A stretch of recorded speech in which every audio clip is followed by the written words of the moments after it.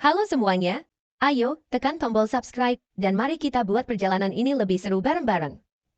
Eits, jangan lupa like dan komen juga ya, dengan masukan dari kalian pemirsa terkasih, semoga channel ini lebih berkembang.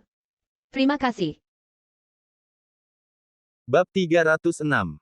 Lakukan jika kau memang mampu. Aku ingin melihat seberapa kuat dirimu sebenarnya. Gertak Yvonne, matanya berkobar kebencian pada pria di depannya. Baiklah, jangan berpikir aku akan melupakan kalian berdua.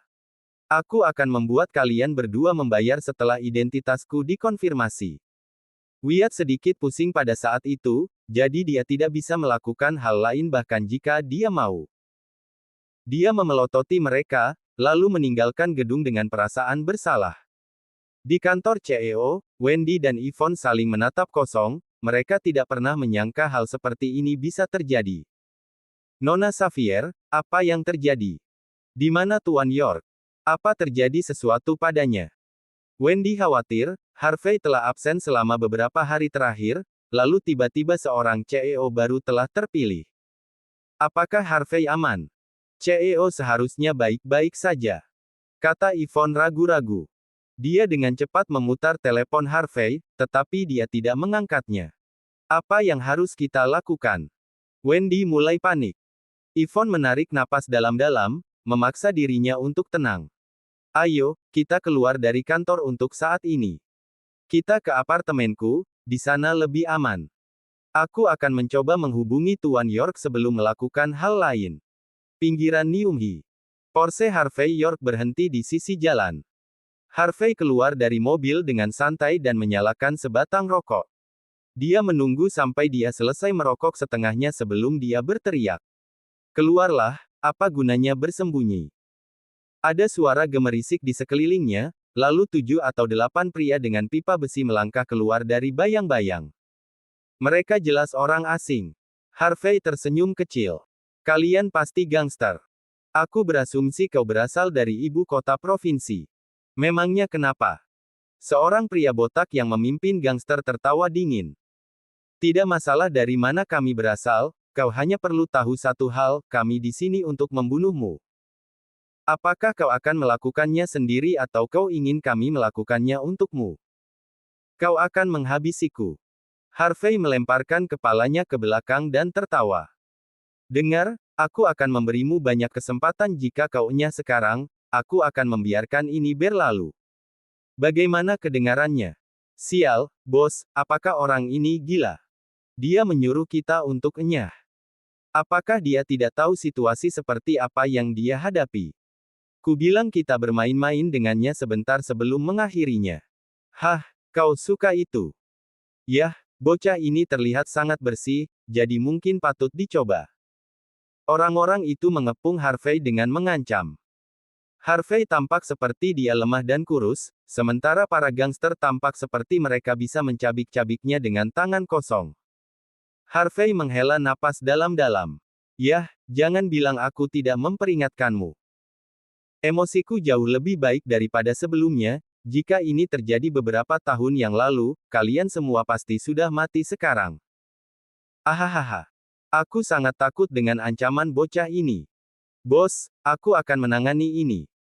Ini pertama kalinya aku melihat seseorang yang lebih arogan dari kita, ini akan menarik. Kelompok mafia itu memasang senyum lebar di wajah mereka. Orang yang memberi mereka pekerjaan itu mengatakan bahwa pria ini adalah menantu yang menumpang, sekantong sampah yang tidak berharga dan mereka bisa berurusan dengannya sesuka mereka. Orang ini benar-benar tidak takut mati. Ini akan menyenangkan. Bos memberi isyarat dengan tangannya, dan antek-anteknya menerjang Harvey dengan penuh semangat.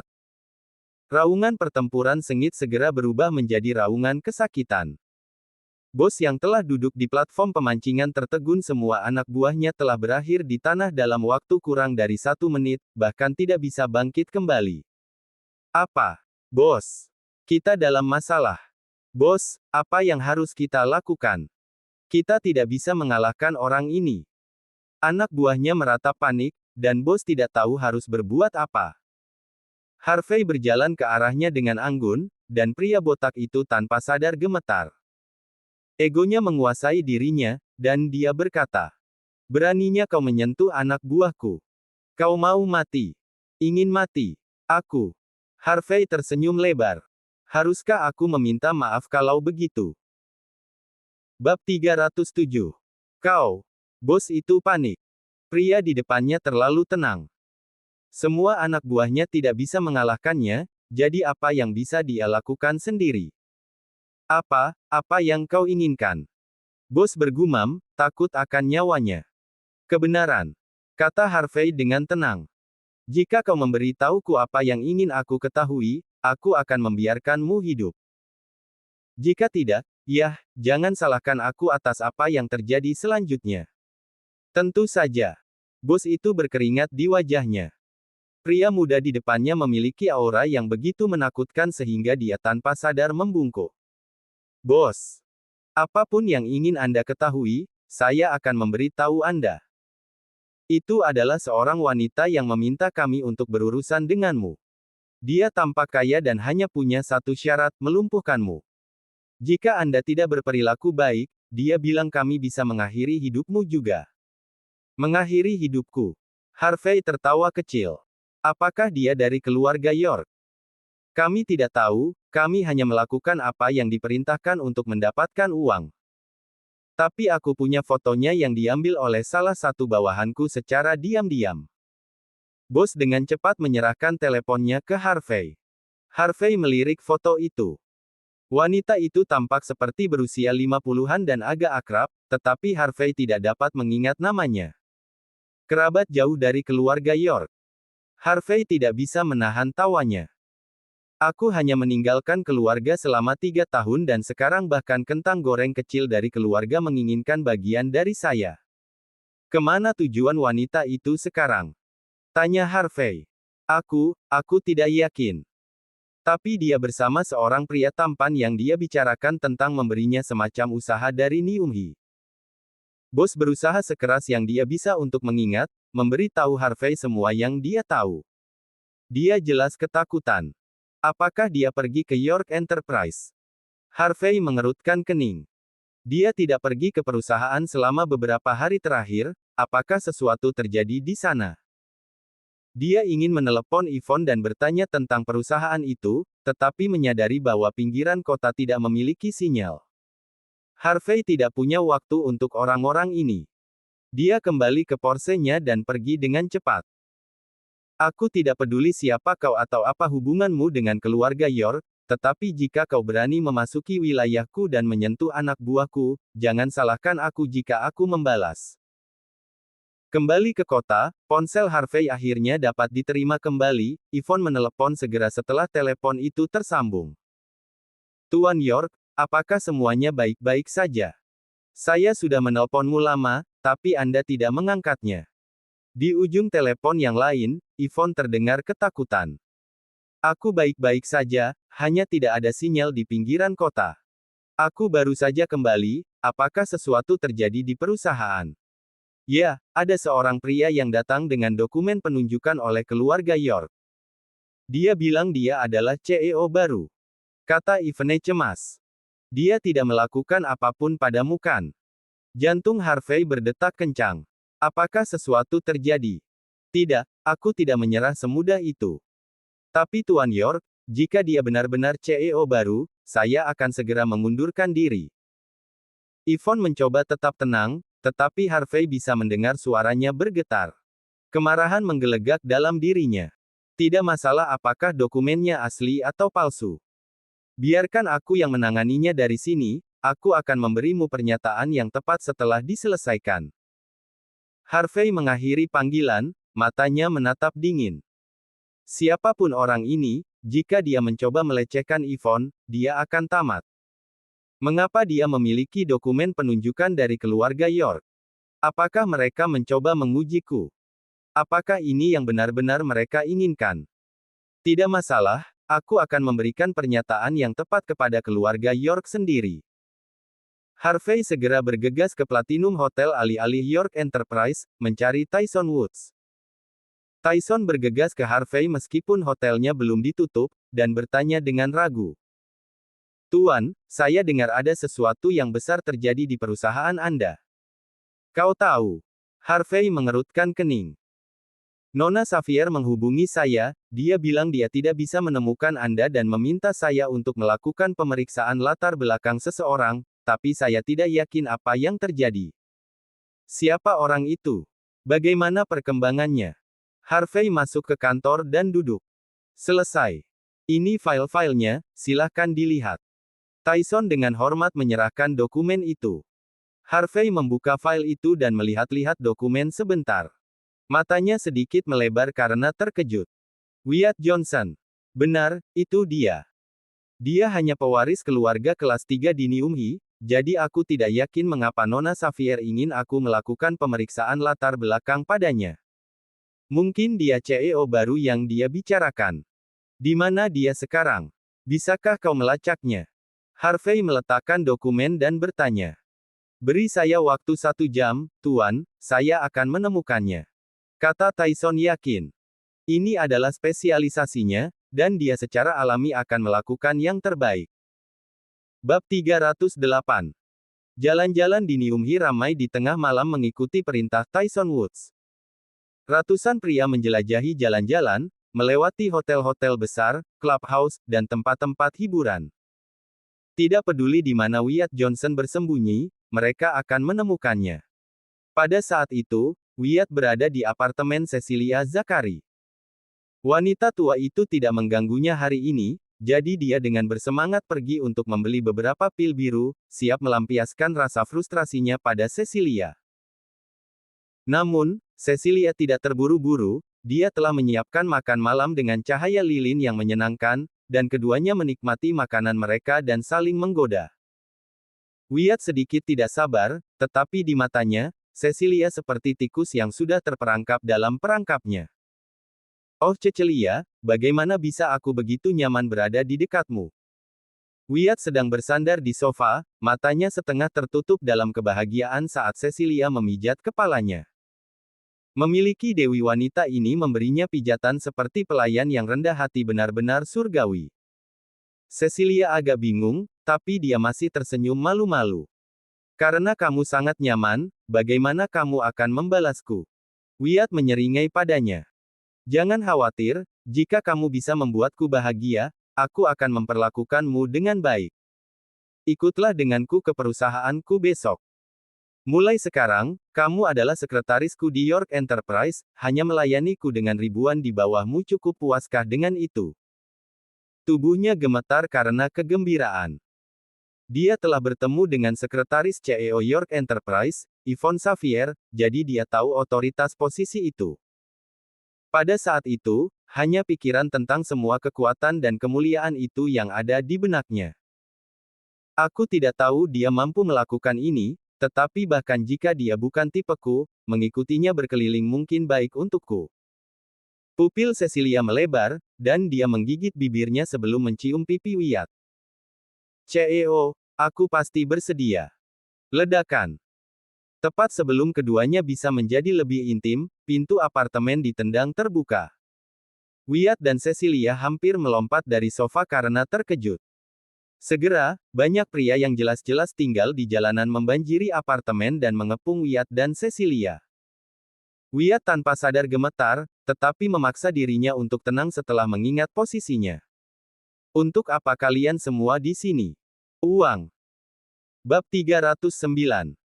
Kerumunan menyingkir untuk membiarkan Tyson Woods masuk, dan dia mengintai dengan mengancam. Dia melirik Wyatt dan tertawa. Ya, kami melakukannya. Bagaimana kalau kau memberi kami beberapa juta dolar untuk uang receh? Aku bercanda dan kau pikir aku serius. Kau berani datang kepadaku untuk uang. Kau pikir aku ini siapa? Wyatt menyipitkan matanya pada mereka. Lebih mudah untuk bernegosiasi jika yang mereka inginkan hanyalah uang. Yang lain harus tahu tentang identitasnya, jadi dia ragu mereka akan berani menyentuhnya dengan status barunya sebagai CEO York Enterprise. Aku tidak peduli siapa kau. Jika kau tidak menyerahkan uangnya, aku akan mematahkan tulangmu. Cari tahu sendiri. Gerutu Tyson, dan menendang meja kopi yang pecah menjadi dua. Ah! Cecilia menjerit ketakutan, tubuhnya gemetar. Buat suara lain dan aku akan mencabik-cabik mulutmu. Tyson memelototi Cecilia dengan dingin. Wajah Cecilia langsung memucat dan dia dengan cepat menutup mulutnya. Wyatt mengencingi celananya setelah Tyson menunjukkan kekerasan. Posisi apapun yang dia miliki tidak masalah saat ini saat dia berlutut, kepalanya sangat rendah hingga hampir menyentuh tanah. Ini, bos, uangku tidak banyak sekarang, aku akan membawakanmu uang besok, apakah kamu setuju? Air mata dan ingus menetes ke wajah Wyatt, dia cukup dekat untuk menjilat sepatu Tyson saat ini. Melihat alasan menyedihkan dari seorang pria yang menangis dan berlutut di depannya, Tyson merasa sedikit tenang. Apakah Harvey benar-benar membutuhkan pria sebanyak ini untuk menemukan sampah ini?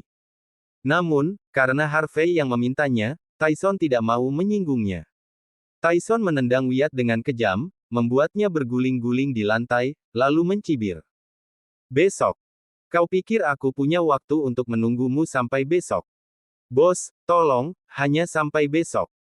Saya harus menunggu jam kantor bahkan jika saya ingin menarik uang dari bank kan. Wyatt terisak, mencoba meyakinkan Tyson. Tolong jangan khawatir, saya CEO York Enterprise. Saya punya banyak uang, jadi saya tidak akan melewatkan 1 sen pun untuk Anda. Tyson memutar bola matanya. Beraninya sampah ini mengatakan bahwa dia adalah CEO York Enterprise. Apakah dia sedang bermimpi? CEO York Enterprise, gelar yang luar biasa. Sebuah suara yang familiar bergema di telinga Wyatt. Wyatt tidak bisa mempercayai matanya ketika dia melihat ke atas. Harvey York. Menantu menumpang yang tidak berguna, Harvey York. Cecilia juga tercengang. Bagaimana dia bisa berada di sini? Bab 310. Harvey York, mengapa sampah tak berguna sepertimu ada di sini? Wyatt Johnson menggeram. Tyson memotong Harvey sebelum ia bahkan bisa membuka mulutnya. Tuan York adalah bosku, tidak menghormati dia lagi dan aku akan memastikan kau tidak pernah berjalan lagi. Wyatt membeku. Sampah yang tidak berharga itu adalah bos seseorang. Bagaimana ini mungkin? Apakah ini semacam lelucon? Apakah orang-orang ini disewa oleh Harvey untuk bertindak dan menakut-nakuti kita? Wyatt melompat berdiri dengan marah dan menunjuk Harvey. Kau seorang menantu yang menumpang. Beraninya kau membuat orang menakut-nakuti kami. Kau tahu siapa aku? Aku CEO dari York Enterprise. Keluarga Zimmer akan bangkrut karenamu besok. Kau akan membayar untuk ini. Cecilia juga berdiri dan memelototi Harvey. Aku akan memberi tahu Mandy semua tentang ini dan membuatnya mengusirmu dari keluarga, kamu bahkan tidak akan punya tempat untuk meminta makanan. Setelah melihat Harvey, Wyatt dan Cecilia secara alami mendapatkan kembali ego mereka 10 kali lipat.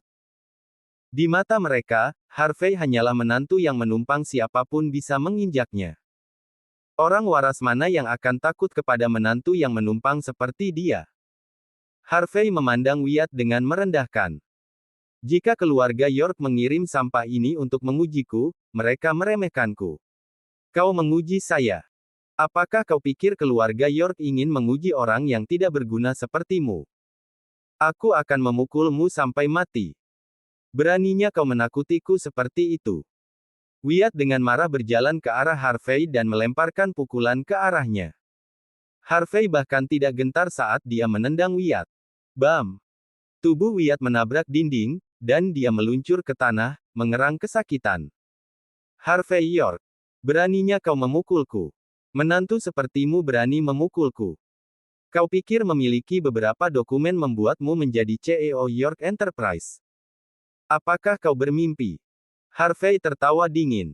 Wyatt menyeringai ketika dia ingat bahwa dia memiliki bibi York yang mendukungnya. Siapa di Niumhi yang berani menyentuhku ketika aku memiliki pendukung untukku? Beraninya dia memukulku. Aku akan membuat hidupmu seperti neraka.